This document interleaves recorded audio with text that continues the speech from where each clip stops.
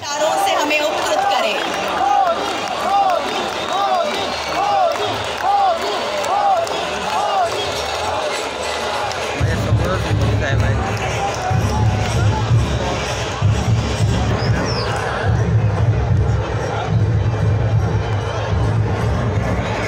भारत माता की जय।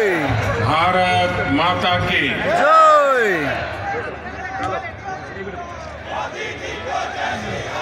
मुंबईतील माझ्या सर्व बंधू आणि भगिनींना माझा नमस्कार। महाराष्ट्र के राज्यपाल श्रीमान भगत सिंह कोश्यारी जी, मुख्यमंत्री श्रीमान एकनाथ शिंदे जी, उप मुख्यमंत्री श्रीमान देवेंद्र फडणवीस जी, केंद्रीय मंत्रिमंडल के मेरे सहयोगीगण, विधानसभा स्पीकर श्री राहुल नार्वेकर जी, महाराष्ट्र सरकार के सभी अन्य मंत्रीगण, सांसद और विधायकगण और विशाल संख्या में पधारे आए हुए मेरे प्यारे भाई और बहनों, आज मुंबई के विकास से जुड़े 40,000 करोड़ रुपए के प्रोजेक्ट्स का लोकार्पण और शिलान्यास यहां हुआ है। मुंबई के लिए बेहद जरूरी मेट्रो हो, छत्रपति शिवाजी टर्मिनस के आधुनिकीकरण का काम हो, सड़कों में सुधार का बहुत बड़ा प्रोजेक्ट हो और बाला साहब ठाकरे जी के नाम से आपला दवाखाने की शुरुआत हो, ये मुंबई शहर को बेहतर बनाने में बड़ी भूमिका निभाने वाले हैं। थोड़ी देर पहले मुंबई के स्ट्रीट वेंडर्स को भी पीएम स्वनिधि योजना के तहत बैंक खातों में पैसा पहुंचा है। ऐसे सभी लाभार्थियों को और हर मुंबईकर को मैं बहुत बहुत बधाई देता हूं। भाई और बहनों, आजादी के बाद पहली बार आज भारत बड़े सपने देखने और उन सपनों को पूरा करने का साहस कर रहा है। वरना हमारे यहां तो पिछली सदी का एक लंबा कालखंड सिर्फ और सिर्फ गरीबी की चर्चा करना, दुनिया से मदद मांगना, जैसे तैसे गुजारा करने में ही बीत गया। ये भी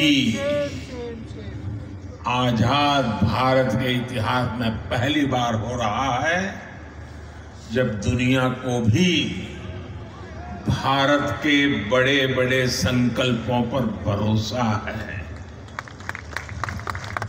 इसलिए आजादी के अमृत काल में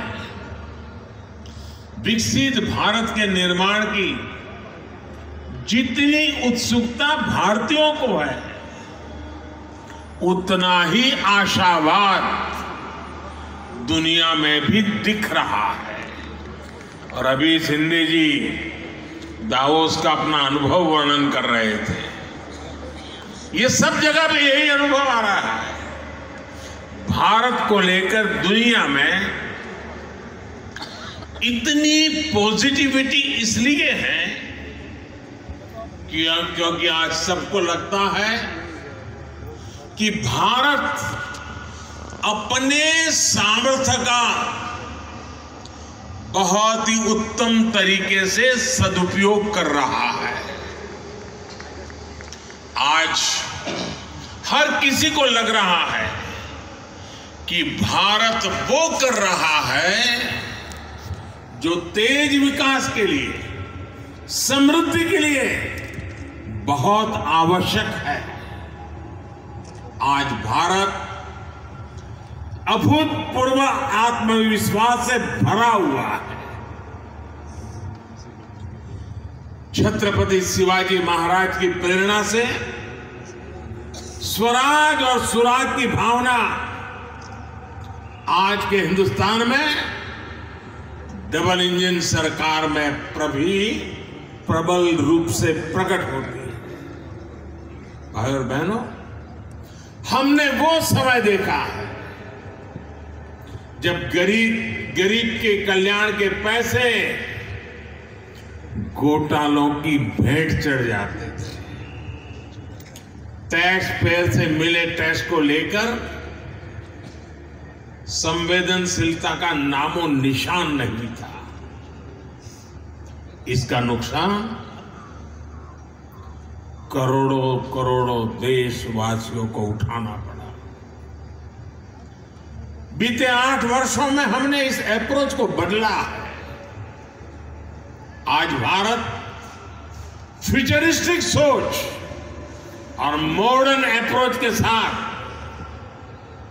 अपने फिजिकल और सोशल इंफ्रास्ट्रक्चर पर खर्च कर रहा है।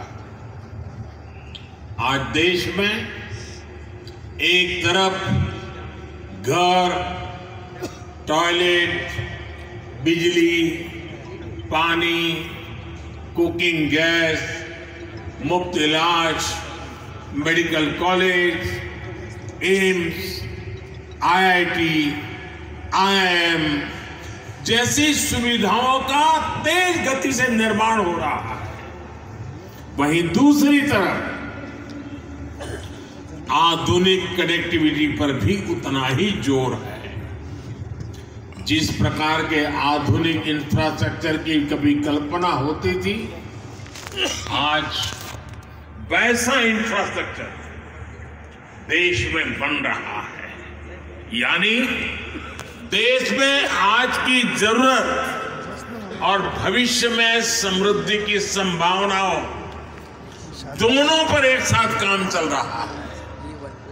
दुनिया की बड़ी बड़ी अर्थव्यवस्थाएं आज बेहाल है, लेकिन ऐसे मुश्किल समय में भी भारत 80 करोड़ से अधिक देशवासियों को मुफ्त राशन देकर के कभी भी उनके घर का चूल्हा बुझने नहीं देता। ऐसे माहौल में भी भारत इंफ्रास्ट्रक्चर के निर्माण पर अभूतपूर्व निवेश कर रहा है। ये आज के भारत की प्रतिबद्धता को दिखाता है। विकसित भारत के हमारे संकल्प का प्रतिबिंब है। भाई और बहनों, विकसित भारत के निर्माण में हमारे शहरों की भूमिका सबसे अहम है। इसमें भी अगर हम महाराष्ट्र की बात करें तो आने वाले 25 वर्षों में राज्य के अनेक शहर भारत की ग्रोथ को गति देने वाले हैं। इसलिए मुंबई को भविष्य के लिए भी तैयार करना ये डबल इंजन सरकार की प्राथमिकता है। हमारी ये प्रतिबद्धता मुंबई में मेट्रो नेटवर्क के विस्तार में भी दिखती है। 2014 तक मुंबई में सिर्फ 10-11 किलोमीटर तक मेट्रो चलती थी। जैसे ही आपने डबल इंजन सरकार बनाई, वैसे ही इसका तेजी से विस्तार हुआ है। कुछ समय के लिए काम धीमा जरूर हुआ, लेकिन शिंदे जी और देवेंद्र जी की जोड़ी के आते ही अब फिर तेजी से काम होने लगा। मुंबई में 300 किलोमीटर के नेटवर्क की तरफ हम तेज गति से आगे बढ़ रहे हैं। साथियों, आज देश भर में रेलवे को आधुनिक बनाने के लिए मिशन मोड पर काम चल रहा है। मुंबई लोकल और महाराष्ट्र की रेल कनेक्टिविटी को भी इससे फायदा हो रहा है। डबल इंजन सरकार सामान्य मानवी को भी वही आधुनिक सुविधा, वही साफ सफाई, उसी तेज रफ्तार का अनुभव देना चाहती है जो कभी साधन संपन्न लोगों को ही मिलती थी। इसलिए आज रेलवे स्टेशनों को भी एयरपोर्ट की तरह ही विकसित किया जा रहा है। अब देश के सबसे पुराने रेलवे स्टेशनों में से एक छत्रपति शिवाजी महाराज टर्मिनस का भी कायाकल्प होने जा रहा है।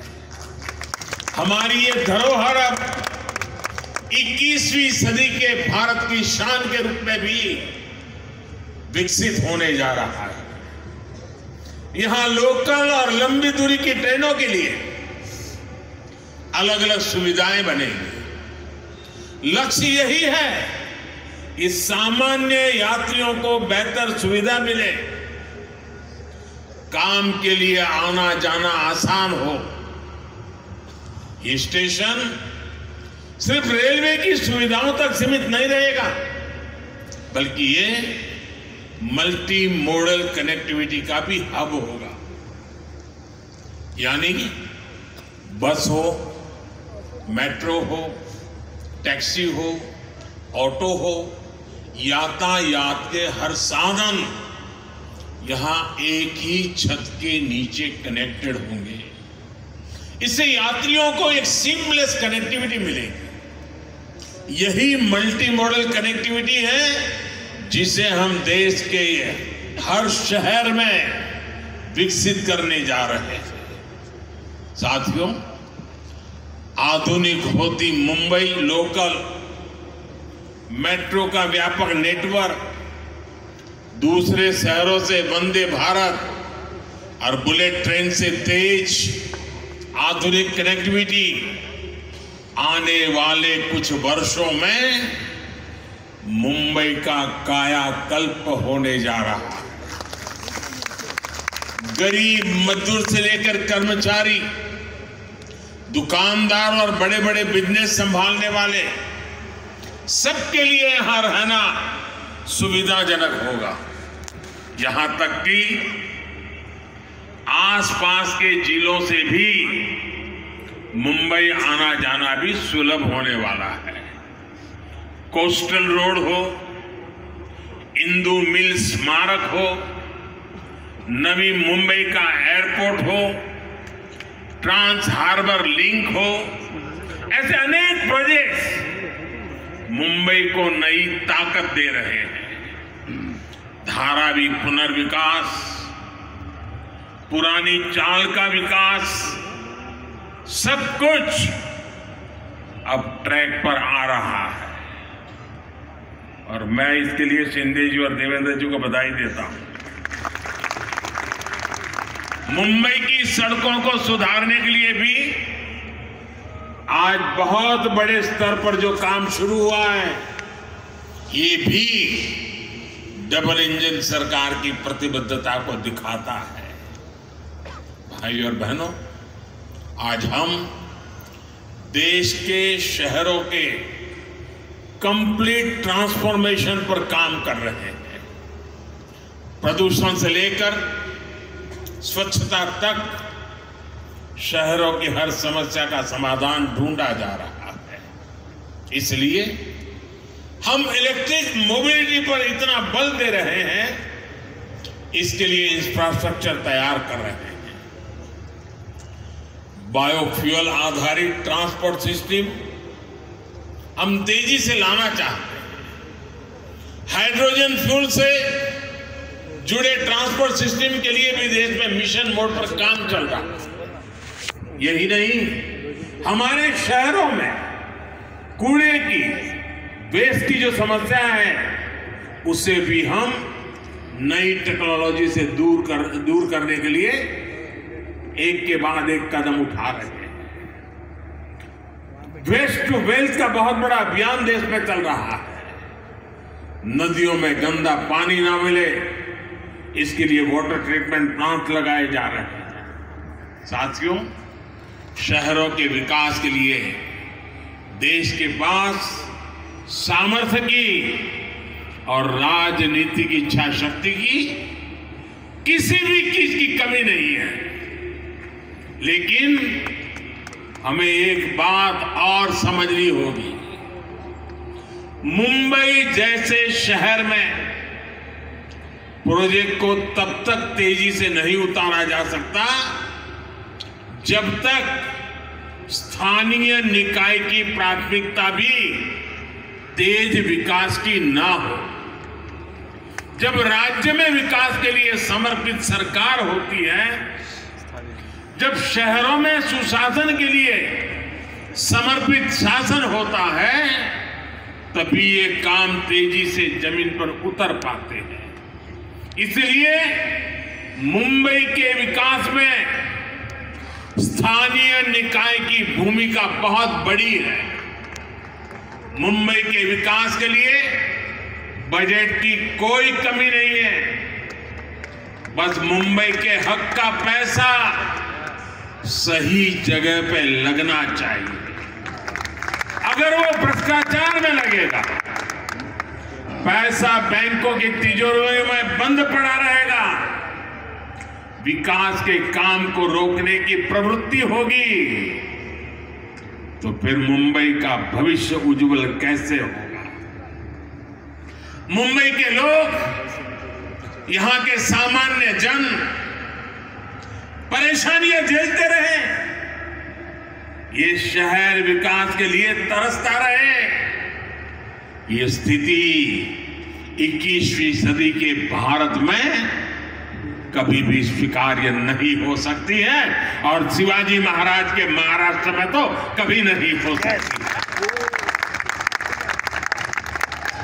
मैं मुंबई के लोगों की हर परेशानी को समझते हुए बहुत बड़ी जिम्मेवारी के साथ इस बात को रख रहा हूं। भाजपा की सरकार हो, एनडीए की सरकार हो, कभी विकास के आगे राजनीति को नहीं आने देती। विकास हमारे लिए सबसे बड़ी प्राथमिकता है। अपने राजनीतिक स्वार्थ की सिद्धि के लिए भाजपा और एनडीए की सरकारें कभी विकास के कार्यों पर ब्रेक नहीं लगाती। लेकिन हमने पहले के समय मुंबई में ऐसा होते बार बार देखा। पीएम स्वनिधि योजना भी इसका एक उदाहरण है।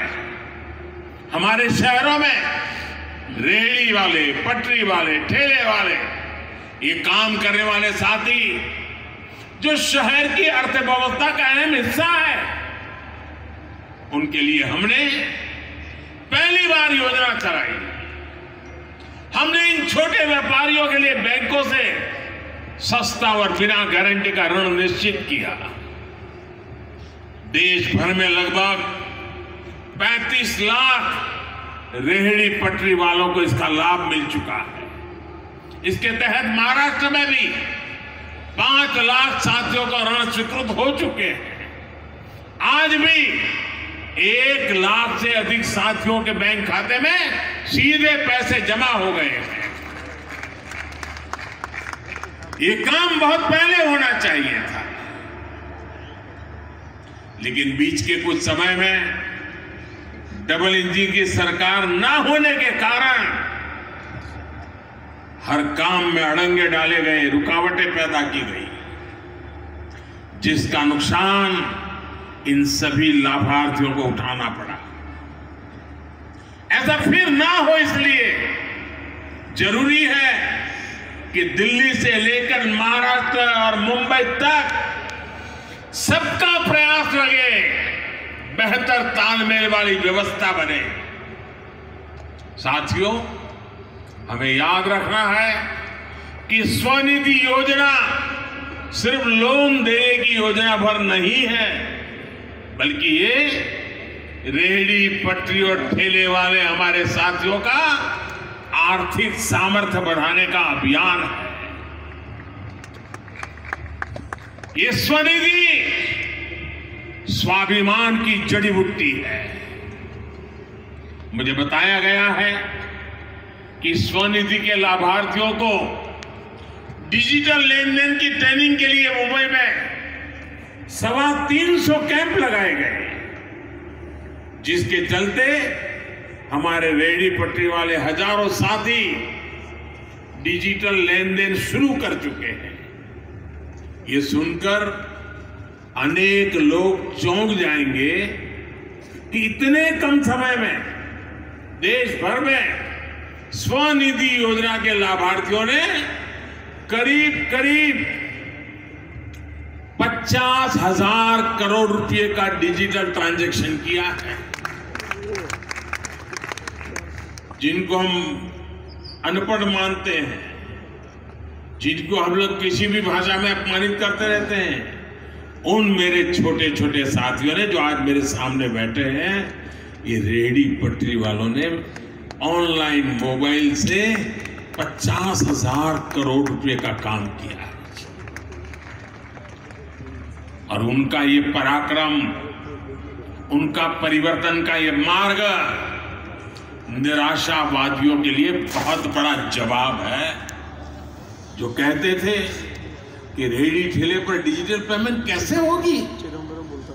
डिजिटल इंडिया की सफलता इस बात का उदाहरण है कि जब सबका प्रयास लगता है तो असंभव कुछ भी नहीं होता है। सबका प्रयास की इसी भावना से हम मिलकर मुंबई को विकास की नई ऊंचाई पर ले जाएंगे।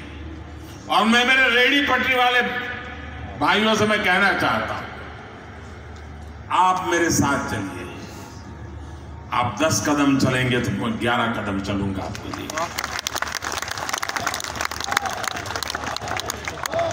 मोदी, मैं ये इसलिए कह रहा हूं मोदी, मोदी, कि हमारे रेहड़ी पटरी वाले भाई बहन मोदी, मोदी, मोदी, साहूकार के पास पैसे ब्याज लेने के लिए जाते थे। दिन भर व्यापार करने के लिए उसको 1,000 रुपए की जरूरत है, वो देने से पहले ही 100 काट लेता था, 900 देता था। और शाम को जाकर के अगर 1000 वापिस नहीं लौटाए तो उसको दूसरे दिन पैसे नहीं मिलते थे। और कभी अगर अपना माल नहीं बिका, 1000 रुपया नहीं दे पाया तो ब्याज बढ़ जाता था। रात को बच्चे भूखे सोते थे। इन सब मुसीबतों से आपको बचाने के लिए स्वनिधि योजना है। और साथियों, जितना ज्यादा आप डिजिटल उपयोग करोगे, थोक में लेने जाओगे, उसको भी डिजिटल पेमेंट करो। जहां पर बेचते हो वहां भी लोगों को कहोगे डिजिटल पेमेंट करो, तो स्थिति ये आएगी कि आपको ब्याज का एक नया पैसा नहीं लगेगा। आप कल्पना कर सकते हैं कि आपके कितने पैसे बचेंगे आपके बच्चों की शिक्षा के लिए, आपके बच्चों के भविष्य के लिए। कितना बड़ा काम होने वाला है। इसलिए मैं कहता हूं साथियों, मैं आपके साथ खड़ा हूं। आप 10 कदम चले, मैं 11 चलने के लिए तैयार हूं। वादा करने आया आपके उज्जवल भविष्य के लिए। मैं आज आपसे आंख में आंख मिला करके ये वादा करने मुंबई की धरती पे आया हूं साथियों। और मुझे भरोसा है इन छोटे छोटे लोगों के पुरुषार्थ और परिश्रम से देश नई ऊंचाइयों को पार करके रहेगा। इसी विश्वास को लेकर के जब मैं आज फिर एक बार आपके पास आया हूं, मैं सभी लाभार्थियों को, सभी मुंबईकरों को, पूरे महाराष्ट्र को, और मुंबई तो देश की धड़कन है, पूरे देशवासियों को भी मैं इस विकास कार्यों के लिए बधाई देता हूं। शिंदे जी और देवेंद्र जी की जोड़ी आपके सपनों को साकार करेगी, ये मेरा पूरा विश्वास है। बोलो भारत माता की जय, भारत माता की जय। बहुत बहुत धन्यवाद।